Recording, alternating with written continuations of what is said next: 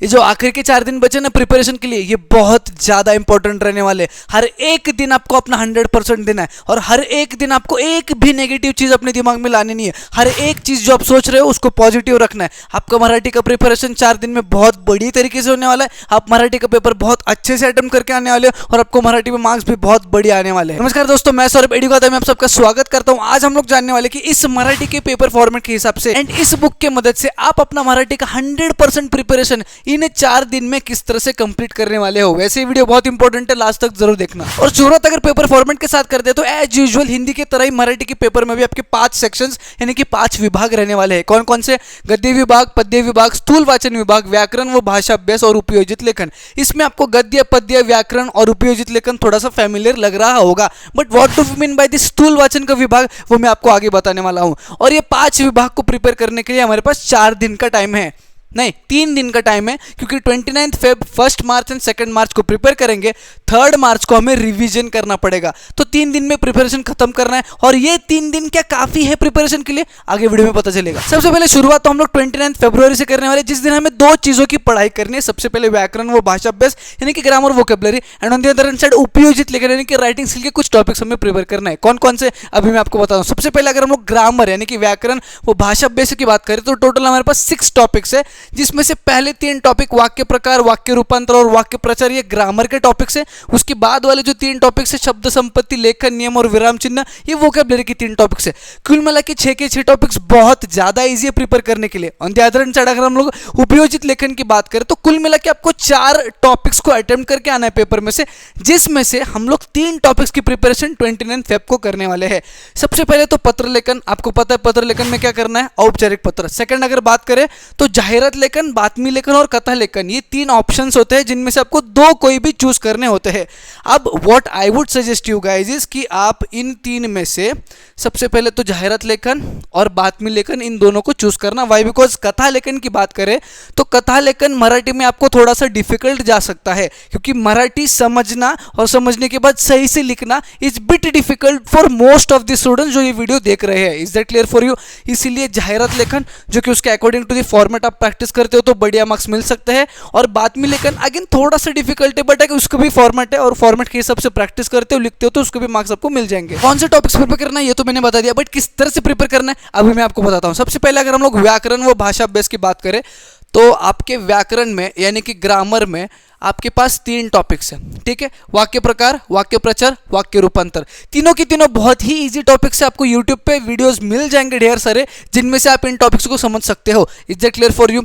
उसके बाद अगर मैं भाषा अभ्यास की बात करूं, भाषा अभ्यास यानी आपका जो वोकैबुलरी है उसकी अगर मैं बात करूं तो भाषा अभ्यास में भी आपके पास 3 टॉपिक्स है। अगेन तीनों की तीनों बहुत ही इजी है। उसका एक्सप्लेनेशन आप गूगल के आर्टिकल से पढ़ लेते हो, गूगल में आर्टिकल से पढ़ लेते हो तब भी आपको समझ में आ जाने वाला है। बहुत छोटा सा टॉपिक है, बहुत जल्दी आप निपट लोगे। 3 + 3 6 टॉपिक्स को पढ़ने के बाद इनके क्वेश्चंस को भी सॉल्व करना जरूरी है। अब जिस फॉर्मेट में आपके पेपर में क्वेश्चन पूछा जाता है उसी फॉर्मेट में इस बुक में क्वेश्चंस दिए गए हैं। And I would prefer you guys, मैं आपको यही रिफर करना चाहूंगा कि इस बुक में जितने भी क्वेश्चंस दिए इन 6 टॉपिक्स पे सारे के सारे क्वेश्चंस को सॉल्व कीजिए, जिससे आपका ग्रामर वोकैबुलरी डन हो जाएगा। और ये सारी चीज करने के लिए अकॉर्डिंग टू मी आपका 4 से 5 घंटा इज मोर देन इनफ, यानी कि दिन का 4 से 5 घंटा 29 फेब का सुबह का 4 से 5 घंटा देते हो तो ग्रामर वोकैबुलरी खत्म हो जाएगा।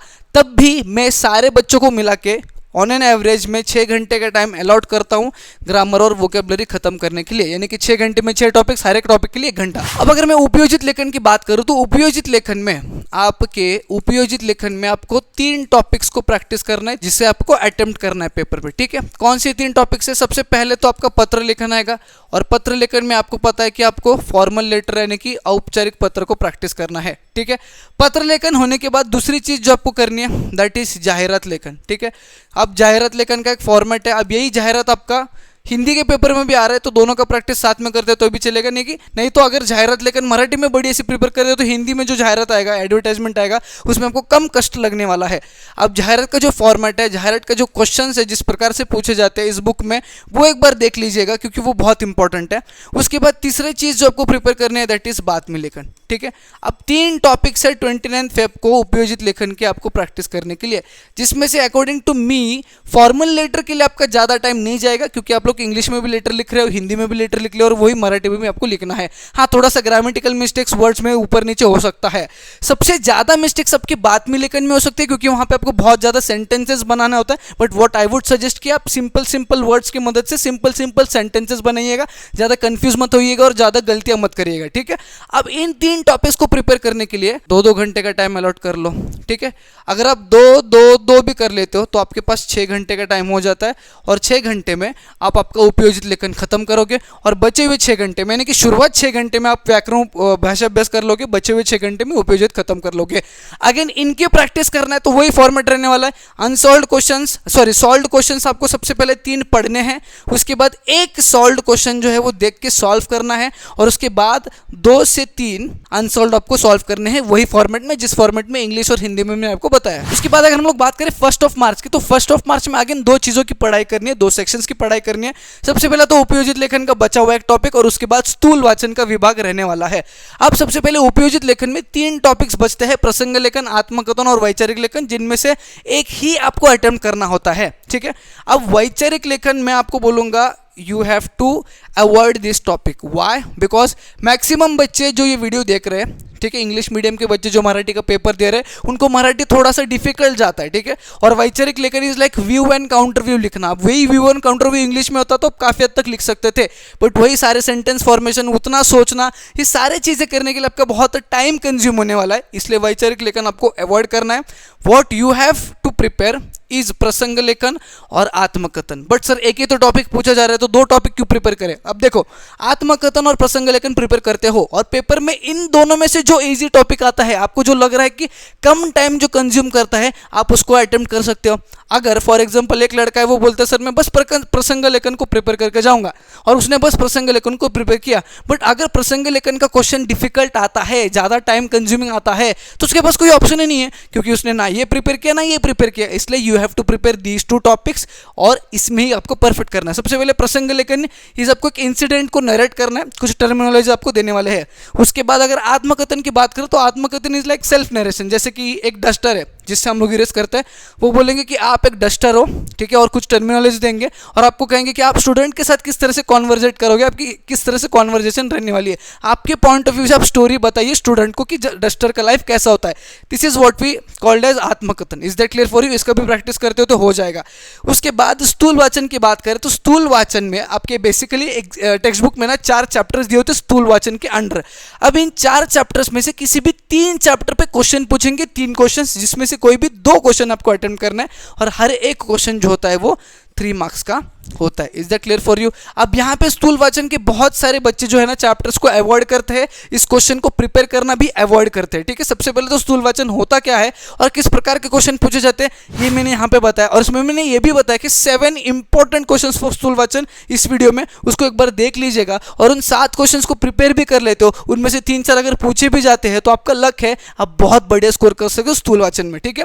कंपेरेटिवली आपके लिए स्थूल वाचन थोड़ा सा डिफिकल्ट रहेगा, क्योंकि ये चीज़ जो है आपको प्रैक्टिस है, आप लिख सकते हो एक फॉर्मेट में, आप बार बार प्रैक्टिस करके लिख सकते हो, बट यहाँ पे 4 अलग अलग चैप्टर से अलग अलग प्रकार के क्वेश्चंस पूछे जाएंगे, जहाँ पे personal response type of answer वो आपसे एक्सपेक्ट कर रहे हैं, आपका पॉइंट ऑफ व्यू एक्सपेक्ट कर रहे हैं, इसलिए थोड़ा सा बिट डिफिकल्ट जाने वाला है। इसकी प्रैक्टिस आपको ज़्यादा करनी पड़ेगी, तो प्रैक्टिस ज़्यादा कीजिए। May be this is difficult, आपके लिए डिफिकल्ट हो सकता है, बट तब भी हमें गिव अप नहीं करना है, नेगेटिव थॉट नहीं लाना है, हमें यही सोचना है कि इस क्वेश्चन में कैसे ज़्यादा से ज़्यादा मार्क्स स्कोर करा जाए। अगर उपयोजित लेखन की बात करूँ तो सेम फॉर्मेट, 3 सॉल्व्ड एग्जांपल्स को पढ़ना है, एक को सॉल्व करना है देख के, और 2 से 3 अनसॉल्व्ड को सॉल्व करना है। उसके बाद अगर हम लोग 2 ऑफ द मार्च की बात करें, तीसरा दिन जहां पे अपना पूरा प्रिपरेशन खत्म होने वाला है और आपको खत्म करना है, तो उस दिन 2 ऑफ द मार्च को आपको गद्य विभाग, पद्य विभाग, ये 2 विभाग पढ़ना है। अब गद्य और पद्य विभाग में 3 से 4 प्रकार के क्वेश्चन पूछे जाते हैं। सबसे पहले तो आकलन कृति, आपको पता ही है, ऑब्जेक्टिव वाले question based on the passages. उसके बाद स्वमत कृति, जो personal response type of question होते हैं, और उसके बाद काव्य सौंदर्य कृति, जिसमें जो पोएम आपको दिया होता है ना, उसमें से कोई भी 4 लाइन आपको बताएंगे, इस 4 लाइन का जो मीनिंग है आपको एलॉबरेट करके अपने वर्ड्स में जो है वो लिखना होता है। इसके अलावा एक क्वेश्चन होता है जहां पे वो शब्द संपत्ति वाला क्वेश्चन होता है, जहां पे समानार्थी शब्द, विरोधार्थी शब्द या सेम मीनिंग वाले शब्द उस पैराग्राफ से, उस पोएम से आपको ढूंढ के लिखना होता है। तो कुल मिला के ये 4 टाइप ऑफ क्वेश्चंस होते हैं, जिसमें से आकलन कृति और वो शब्द संपदा या फिर जो वर्ड्स वाले क्वेश्चंस होते हैं वो इजी होता है, उसमें आपको पूरे स्कोर करना है, ये आपका टारगेट रहना चाहिए।